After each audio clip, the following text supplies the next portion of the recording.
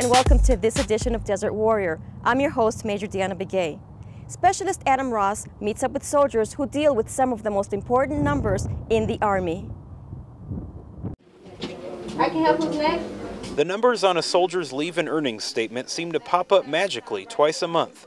But behind the scenes, it's men and women in uniform who work to make your LES 100% accurate.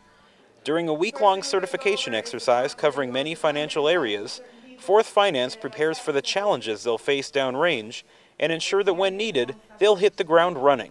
This is our surtax for us to be certified prior to deployment. So any improvement is great. From cashing checks to giving financial briefings, 4th Finance matches their skills with some of the toughest customers in the world, U.S. Army soldiers. Stressful, not as much. It's just very hectic sometimes, but we always get the job done, so it's worth it in the end. The Surtax training readies 4th Finance to support deployed soldiers and their families, ensuring both have one less worry on their minds.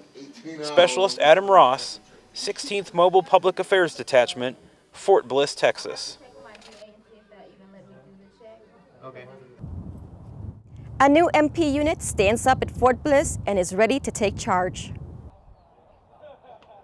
The Fort Bliss community has one more reason to feel safe thanks to the activation of the 212th Military Police Company. The 212th is expected to augment the post's law enforcement strength by more than 150 soldiers. First Sergeant Edward Henderson said Army standards will be at the forefront of every operation. We're going to instill the basics, discipline, loyalty, pretty much the 7 Army values to ensure that we accomplish our mission. The 212th will fall under the 93rd Military Police Battalion and join forces with its other sister companies, the 978th and 591st. Coming up after the break, we'll show you how the services train CLS. Okay, everyone, we have a lot to cover this morning. Tim should be here any second with the latest budget numbers to take us through the initial schedule for production and... Ow. This is one way to avoid getting the H1N1 flu virus.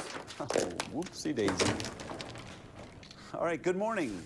Let's get this meeting started. For some better ways, visit flu.gov. Anyone have a tissue? Welcome back. Daniela Vestal reports on how CLS is keeping up with the battlefield.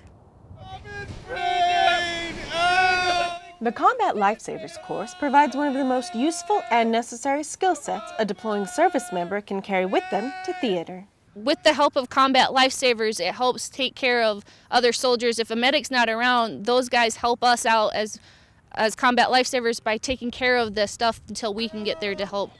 Almost 200 sailors from Navy Guard Group 11 came to Fort Bliss for just this purpose in preparation for an upcoming deployment to Afghanistan. If a casualty is not awake, you better make sure that casualty is breathing. That's your #1 concern. While the CLS course has been around for many years, the techniques and methods have evolved to increase survivability in an ever-changing battlefield.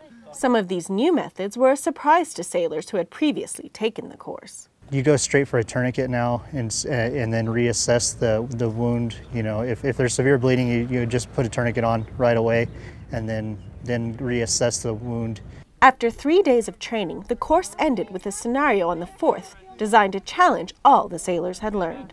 It's good training. It's fairly realistic with the explosions and the noise, the background noise, and they dress the casualties pretty well in blood, and so it's pretty decent. It prepares us for what we may see over there.